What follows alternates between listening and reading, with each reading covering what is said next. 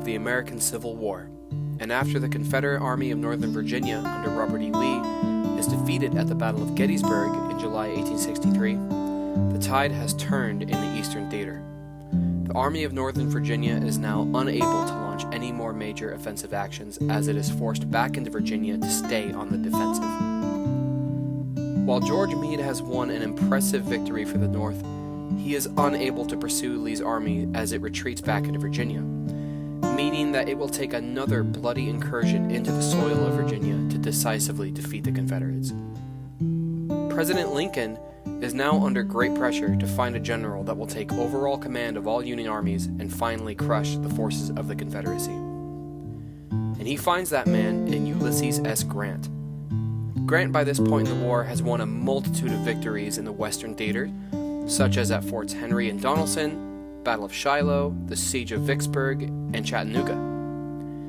In the spring of 1864, he heads to the east to oversee Meade's Army of the Potomac as it prepares to head south into Virginia to take on Lee. The plan required the army to move through an area called the Wilderness as quickly as possible before Lee's forces had time to react. Unfortunately for Grant, Lee will anticipate this move. Hello everyone, Nick Lostolette here again, and I'm standing at the site of the Battle of the Wilderness. This battle was the opening phase of the Overland campaign under Ulysses S. Grant, and this battle would take place between May 5th and May 7th, 1864, and by the time this battle would be over, it would prove to be one of the most important of the entire Civil War.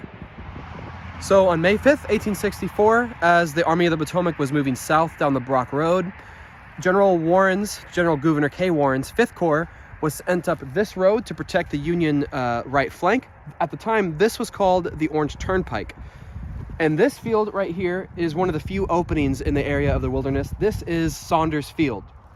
And as the leading elements of Gouverneur K. Warren's 5th Corps came up this road, they met the Confederates under Richard Ewell that were already beginning to entrench this area in the tree line here. And just over there, you could see some of those Confederate trenches.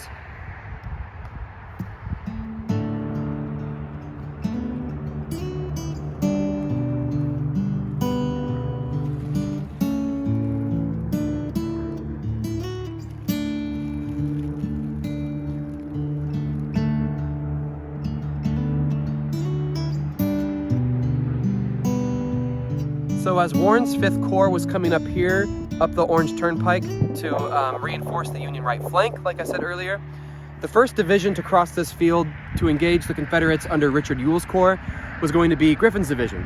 And the 1st Regiment to form up and advance on the Confederate position up there at the tree line was going to be the 140th New York.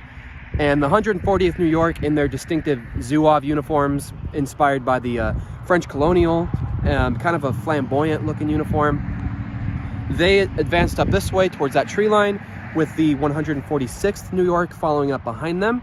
And both of those regiments fought in that tree line for about an hour before they were forced to withdraw back across the field. And this marks the spot where they fought and commemorates their actions that day.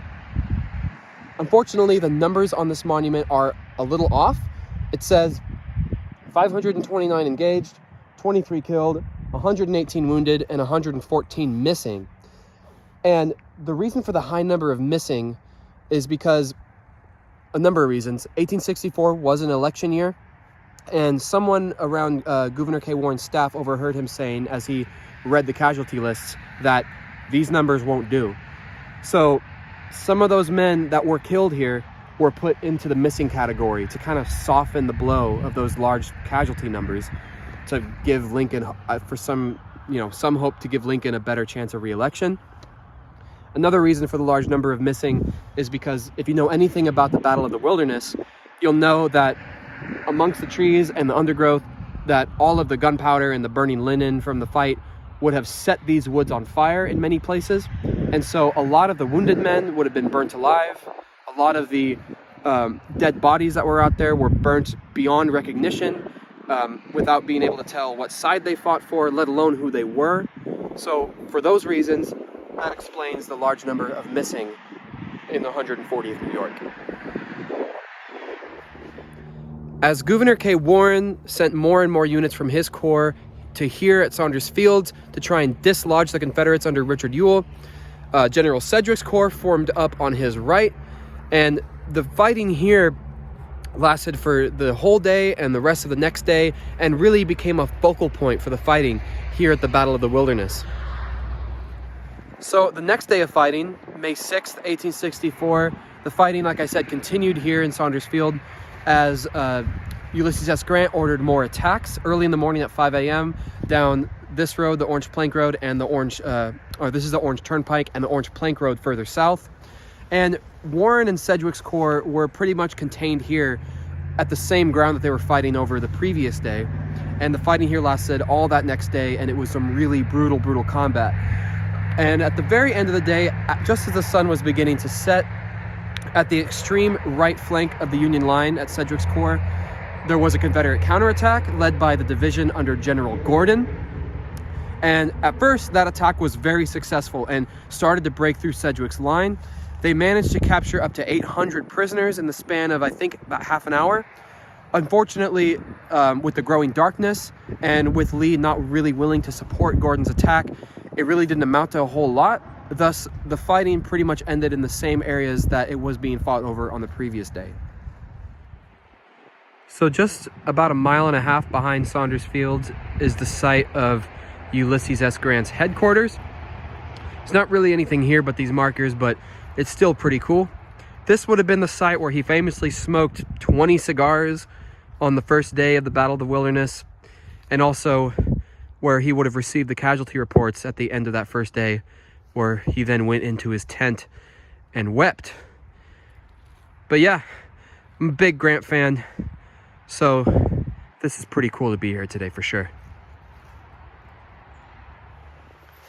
This is the intersection of the Brock Road and the Orange Plank Road. Apologies in advance for the noise. It's a lot busier for sure than it would have been in those days. Doesn't look like a whole lot, but this intersection would have been absolutely vital to Grant's army, as they needed to capture it so that they can move their troops down southward. On May 5th, 1864, General A.P. Hill's corps of the Army of Northern Virginia was coming up the Orange Plank Road this way to try and cut off the Union advance here at this intersection. And actually, Hancock's 2nd Corps, which was the spearheading corps of Grant's advance, they had actually already passed this intersection by that time. When they realized that A.P. Hill's corps was coming up to cut them off, Hancock turned his men around and quickly raced back here to this intersection and began to entrench to hold this intersection for Grant's army. And the fighting that occurred here that day on May 5th and May 6th, 1864, was some of the most brutal of the entire campaign. It's kind of crazy to me, being a Californian, to think that these people here in Virginia on their morning commute or their drive home from work drive past areas like these all the time without even thinking about it. These are remnants right here of trenches dug by Hancock's men as they tried to build some kind of defense to block this intersection from A.P. Hill's men as they came up the Orange Plank Road from this direction. And if you just look on either side, there's a reason they called this the Battle of the Wilderness, because this terrain would be god-awful to fight through. The Battle of the Wilderness must have been a truly hellish battle to fight in. A lot of the first-hand accounts from soldiers on both sides call this battle hell on earth, not only for the intense combat and the immense casualties here, not only for the fires that broke out in some areas, burning alive some of the wounded men as they lay helplessly out on the field, but also because the previous year, in May 1863, some of this ground was being fought over during the Battle of Chancellorsville. And some of those bodies and dead soldiers that remained out in these fields had not been collected from that battle a year previously. So as both sides bedded down for the night, Hancock's men on the Federal side, A.P. Hill's men on the Confederate side, as they bedded down for the night, a lot of them made the grisly discovery of the bones of many of those fallen soldiers from the Battle of Chancellorsville that previous year. So on the morning of May the 6th, 1864, the second day of the Battle of the Wilderness, like I mentioned earlier, Grant had ordered attacks at 5 a.m. down the Orange Turnpike, which is a couple of miles up in that direction, and here down the Orange Plank Road. So Hancock's 2nd Corps would have stormed down this way and slammed into A.P. Hill's men. A.P. Hill's Confederates were disorganized from the previous day's fighting, and they were also anticipating support from James Longstreet's corps, which was on its way. So they really were not ready to handle the Union onslaught, and they began to break and run in a panic. So as A.P. Hill's men began to break and flee, they ran across this field right here. This is Tapp's Field near the Widow Tapp farm. And for a second, the only organized resistance in the way of Hancock's assault was a battery of guns under William Pogue. I think it's pronounced Pogue. I've seen a couple different sources say that it was 16 guns. Others say it was 12. But nevertheless, those guns were here, and they were the only thing in the way of Hancock's men. A.P. Hill himself apparently helped man one of the guns, helping fire it. And Lee, in this moment, anticipating disaster, saw behind the guns a line of infantry begin to form. It could not have been better timing. The forward elements of Longstreet's corps had finally arrived just in the nick of time, just as Lee's Army of Northern Virginia was about to face disaster here at the Orange Plank Road. The line of infantry that Lee saw line up behind the guns that were holding off Hancock's 2nd Corps was the Texas Brigade. As he rode up to the Texas Brigade, he said, "Hurrah for Texas! Go and drive those people out." So as the Texas Brigade began to advance to launch a counterattack to try and stem the tide of Hancock's 2nd Corps, they realized that General Lee himself was planning on leading them in the charge. And unanimously, they stopped and gathered themselves around Traveler, Lee's horse, and said, "Go back, General Lee, go back to the rear." They realized that he was far too important to be killed. They said, "We will not go unless you go back." And it wasn't until General Longstreet finally arrived in person and reassured Lee that they could handle the situation and that Lee did not need to expose himself to danger, that Lee lamented and finally went back to the rear. The counterattack by the Texas Brigade went forward, and by the end of the day, out of the 800 men of the Texas Brigade, they counted over 500 casualties.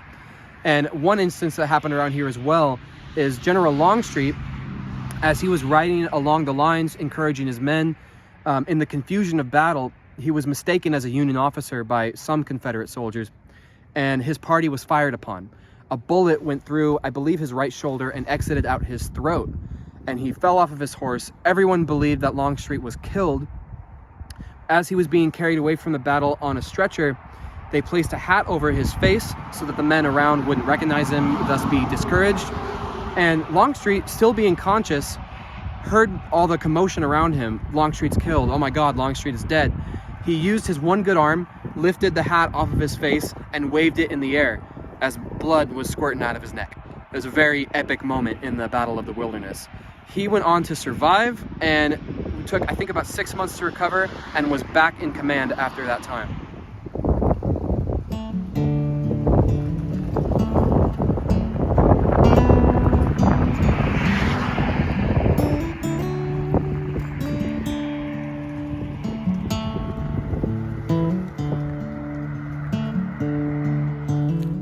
Longstreet's counterattack was very successful indeed. He was able to get around Hancock's left flank and launch 4 brigades at it, and they rolled up the Federal left flank, like Hancock put it, like a wet blanket. And by the end of the day, both forces were back at the intersection of the Brock Road and the Orange Plank Road, pretty much where the fighting had ended on the previous day. So by the evening time of May the 6th, Burnside's 9th Corps had finally arrived on the scene and had stabilized the situation for Hancock's men in this area of the battlefield. And like I just previously mentioned, the fighting pretty much ended around the same spot that it ended the previous day. Thus, the fighting here in the Wilderness was fairly indecisive. However, at the cost of almost 18,000 Union casualties and 11,000 Confederate casualties, Ulysses S. Grant's army was able to keep the Brock Road open so that they could continue to move south towards Spotsylvania Courthouse. On the night of May the 7th in the Wilderness, in an iconic moment of the war, the Union soldiers cheer as Grant orders the march towards Spotsylvania Courthouse. The days of retreating are over.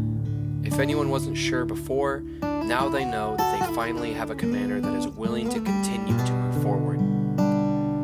However, Lee will again anticipate Grant's move and will move his army to block Grant's advance. The stage is now set for yet another bloody battle.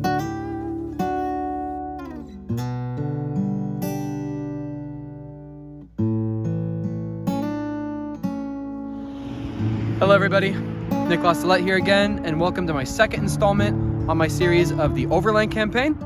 This is the battlefield of Spotsylvania Courthouse. Now this seems to be one of the lesser understood and lesser known battles of the Civil War, and I think that's unfortunate because for me personally, I think it's one of the most fascinating battles of the entire 4 years of fighting. This saw some of the most intense combat in the entire war. In fact, it's the third bloodiest battle of the war behind only Gettysburg and Chickamauga. Behind me here is Laurel Hill. On May 8th, 1864, as Grant and the Army of the Potomac was making its way down this way towards Spotsylvania Courthouse beyond, Warren's 5th Corps was in the lead, and as it approached this hill, there was a cavalry clash at the top of the hill near a place called the Spendle Farm. And while that fight was going on up there, it gave time for Anderson's Confederate division to get on top of the hill and began to dig in. So throughout May the 8th, Warren would send piecemeal attacks against this hill to try and break through, but to no avail. By the end of the day on May 8th, they were settled into their lines pretty much here where I'm standing. The Union here and the Confederates on top of the hill looking down at them. And the fight for that hill will continue over the next days. On May the 10th and on May the 12th, that place will see some brutal combat as Warren's Corps tries to tie down the Confederates here so that they cannot support the fighting that's going on in that direction, the Muleshoe. This commemorates the spot where General John Sedgwick of the 6th Corps was killed on May the 9th, 1864, here at Spotsylvania Courthouse. Now, May the 9th wasn't really a day of major combat. There was skirmishing, and the Union and Confederates were both reorganizing their lines. So John Sedgwick in the front ranks was observing the Confederates through his binoculars, and his men were saying, "General, get down, there are sharpshooters out there." And he famously remarked, his last words were, "Well, they couldn't hit an elephant at this distance." And just as he said that, a split second later, he received a bullet right under his left eye socket, killing him instantly. All right, it is now the 10th of May, 1864, here at Spotsylvania Courthouse. At that end of the battlefield, Warren's 5th Corps is repulsed yet again as they try to attack Laurel Hill.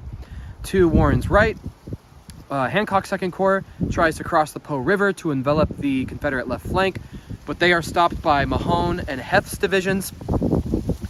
Now up here at the Muleshoe, a plan of attack is devised by Colonel Emory Upton of the 6th Corps.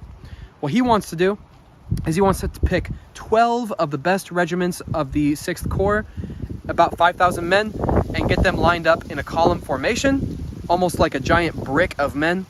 And he's going to launch them from this tree line in that direction towards the Confederate defenses at the Muleshoe at an area called Dole's Salient, because of, I think it's a General Dole's Georgians that occupy that area.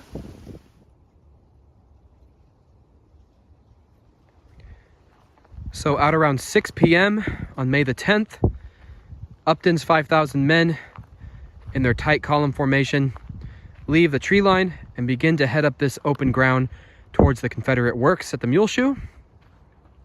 The Confederates at first are pretty caught off guard. They were not expecting an attack like that so late in the day.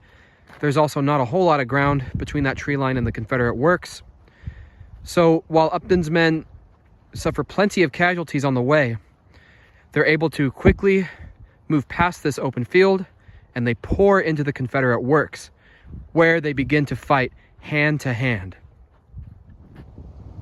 So as the regiments in Upton's charge begin to pour into the Confederate works here, they capture up to 900 prisoners and take 4 guns. Unfortunately for them, there wasn't really a plan devised in case of a breakthrough. So without more reinforcements, there wasn't a whole lot that those men could do. So after about an hour of fighting, the Confederates launch a counterattack in this area to plug the gap, and Upton's men are reluctantly forced to move back across the field where they came.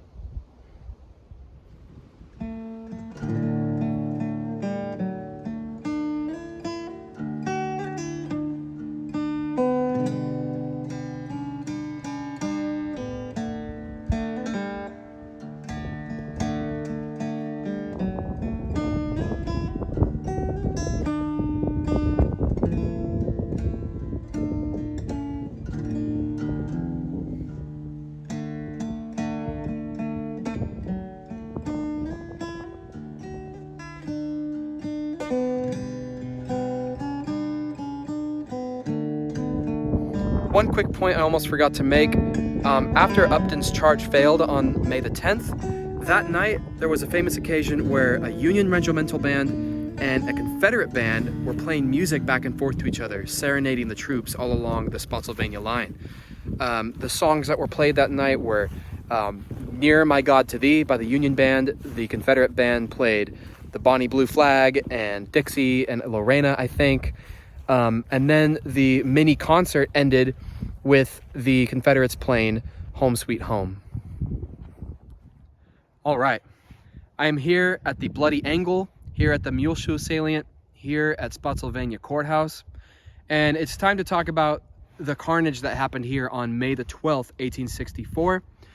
On the previous day, May the 11th, Grant and the Army of the Potomac were pondering about the success that Upton had during his charge over there on May the 10th, and how it could have been better supported and what they could do to better exploit a breakthrough on the Confederate works. So Grant wanted an attack to happen here by 2 corps. That would be Hancock's 2nd Corps and Wright's Corps. The attack would go off at about 4:30 in the morning in the pouring rain, and the combat that would follow that day would be, honestly, in my opinion, the most gruesome of the entire war. So when the attack here commenced at 4:30 in the morning on May the 12th, Hancock's men were ordered not to cap their rifles, to not stop and fire, or even to yell until they were on top of the Confederate works. And so those men poured into the defenses that were manned by Johnson and Rhodes' division.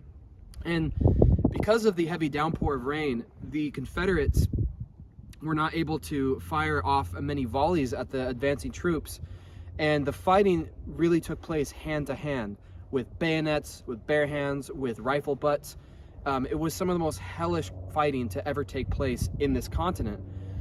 And funny enough, out of the 2,000 or so Confederates that were captured in that first hour or so, one of them was General Johnson himself, who was Hancock's West Point roommate.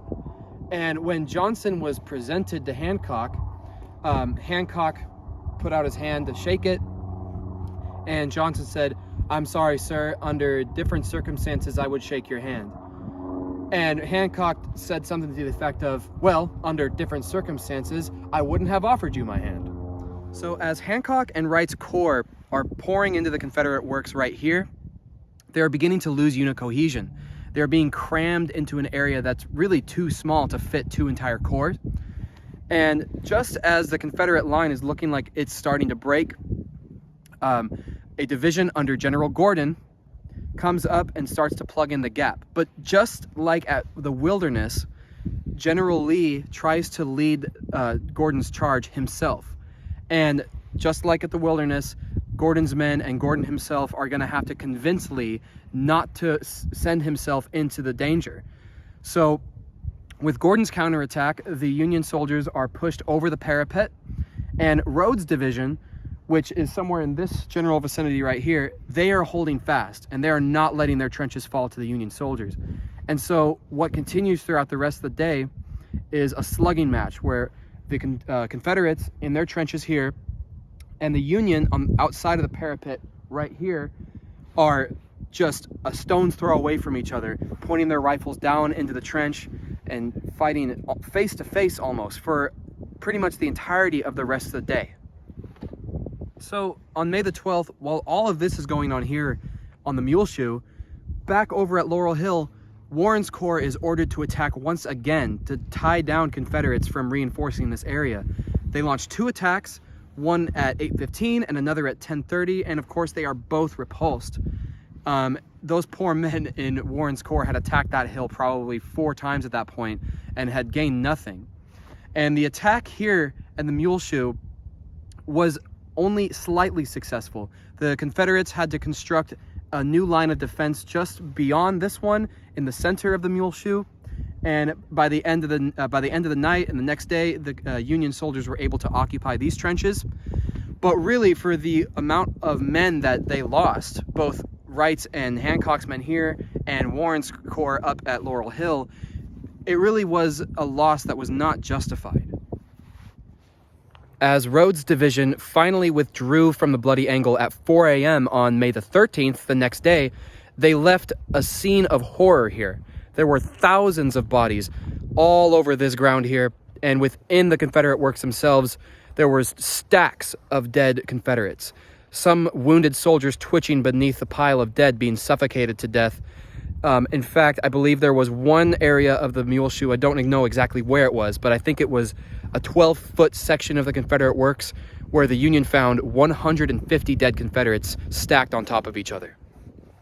The fighting here at Spotsylvania Courthouse will continue on a smaller scale until May the 18th, as Grant reorientates his army to move around Lee's right flank as he tries to continue to move south towards the North Anna River to eventually try and capture Richmond.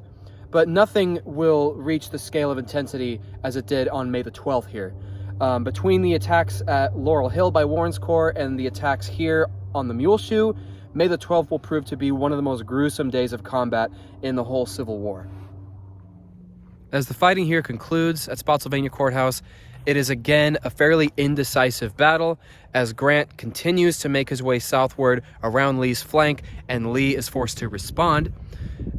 For this indecisive action, the Union will lose about 18,500 men. The Confederates will lose about 13,000.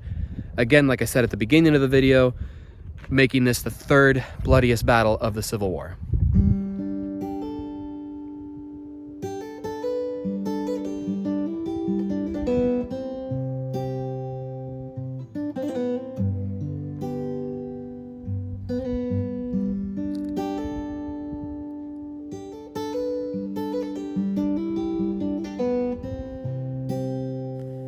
Despite yet another terrible battle, Grant is still determined to continue south towards Richmond. He plans to move to the North Anna River, just 10 miles from the Confederate capital. However, yet again, Lee anticipates this move and races to deploy his army in a blocking position on the south bank of that river. Grant's men arrive and begin to try and establish a bridgehead on May the 23rd. But after a few days of inconclusive fighting, Grant realizes that Lee is trying to split up his corps to defeat them in detail. By the 26th, the Army of the Potomac has slipped away from Lee's trap and for a third time has marched east past Lee's right flank and has continued south towards the Confederate capital of Richmond.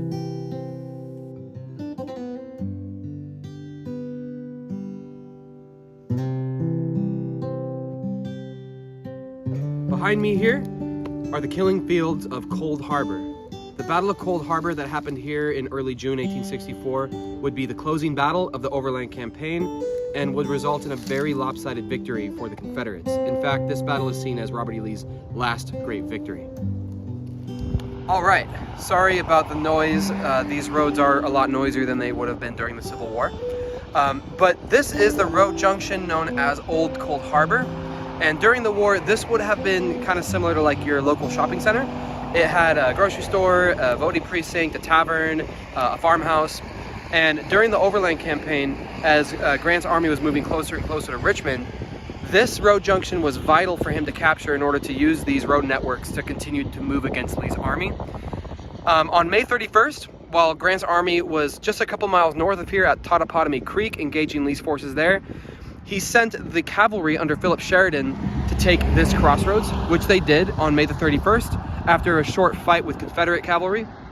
And actually, Sheridan was worried that he didn't have enough of a force to hold this road junction, so he took it from the Confederates and then started to leave when he received a message from Grant saying, "Congratulations for taking the road network, make sure you stay there and hold it." So he said, "Oh no." He turned around, came back here and held it.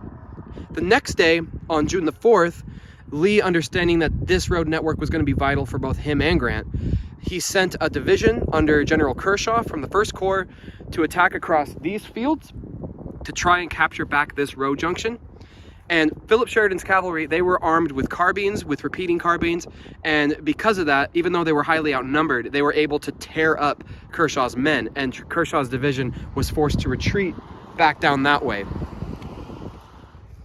As that Confederate assault towards the old Cold Harbor Road junction was repulsed by Philip Sheridan's cavalry, they were reinforced by men of the 6th and 18th Corps. And at 4:30, they launched an attack of their own to try and pursue the retreating Confederates.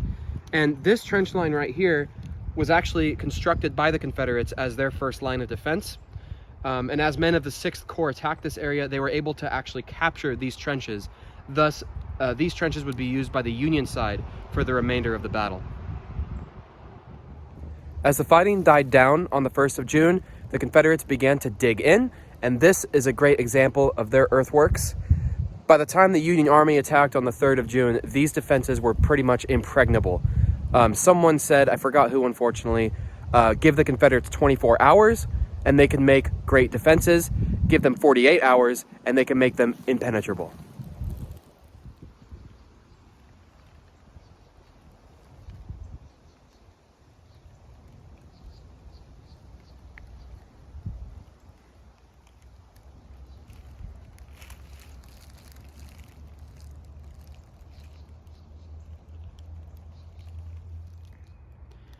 So after the promising start to the battle that Grant had on the 1st of June, he ordered an attack to take place on the 2nd.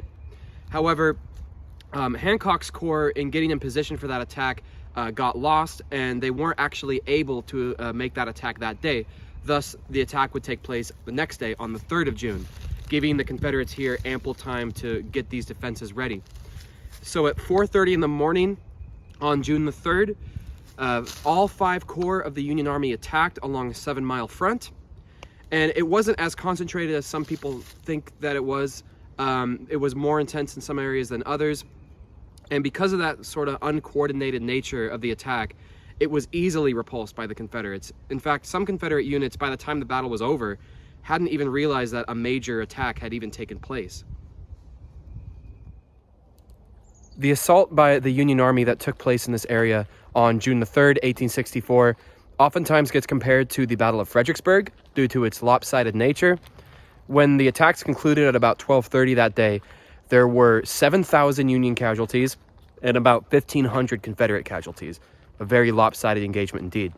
Famously, Ulysses S. Grant himself in his memoirs stated that he always regretted launching this attack here at Cold Harbor.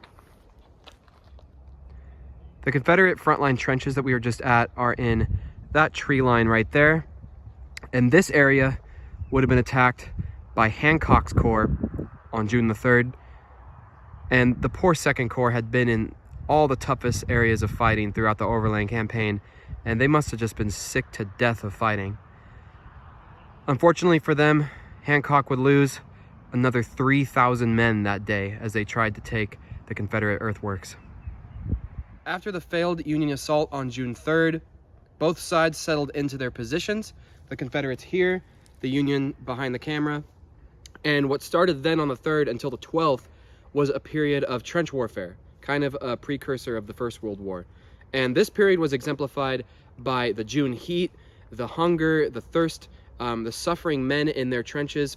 And also, there wasn't any formal truce made between both sides to collect the dead bodies that were stuck out in no man's land. And so that added to the horror of it all. This little shallow depression right here are the remains of some of the Union trenches here at Cold Harbor. And when you look across this field, that's the field that Hancock's 2nd Corps would have attacked through on June the 3rd. If you look real closely, you could see these cannons.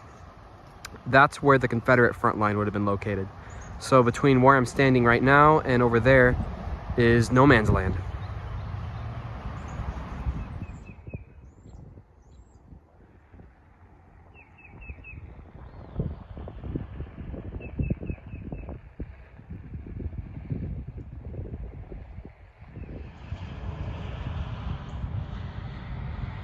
This behind me here is the Garthright House. This house actually began being constructed in 1720. It's over 300 years old. And during the Civil War, this house was owned by Miles Garthright. He was actually in Robert E. Lee's cavalry during the war. And this house would have been witness to 2 battles, the Battle of Gaines's Mill that happened in this area in 1862, as well as the Battle of Cold Harbor in 1864. And during the Battle of Cold Harbor, this house was actually being used as an aid station for the Union Army. And Miles Garthright's wife was actually hiding in the basement of the house during the battle, and she described being down there trembling in fear, watching blood drip from the floorboards of the house down onto her in the basement. And after the war, when the Cold Harbor Cemetery, which is just behind the camera across the street, was being constructed in 1866, they were digging up bodies all around this area to be reburied in that cemetery. And in the front yard of this house, they found 97 Union soldiers.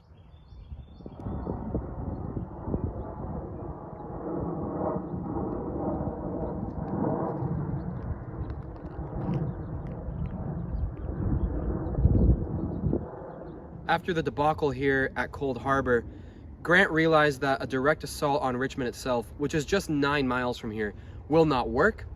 So as the men settled into their trenches and suffered in the June heat, he devised a plan to move them again southwards to the James River, where he will cut off Confederate supplies to Richmond by taking the all-important railroad hub at Petersburg.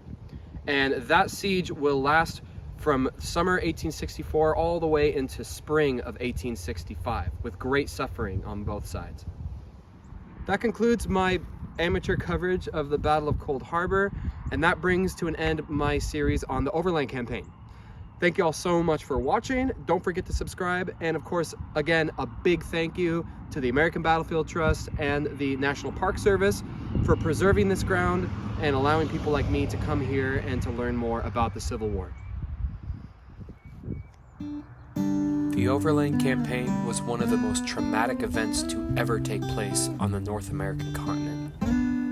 From the beginning of May to mid-June 1864, some 90,000 Americans would become casualties.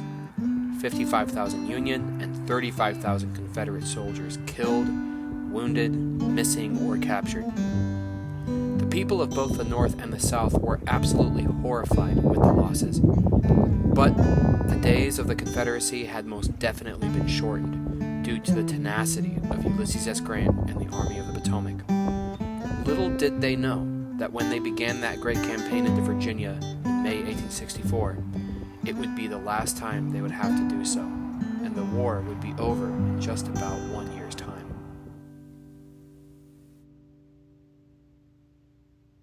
Down the Brock Road. The Black Let me Wolf. do that again. 23 or 129. Fuck. Now I am at the bloody angle on the Muleshoe salient. I feel like I said that wrong. Did I? No, you didn't. Muleshoe. Nick. Muleshoe salient. Muleshoe salient. Exhaustion, thirst, hunger, as both sides. Shit.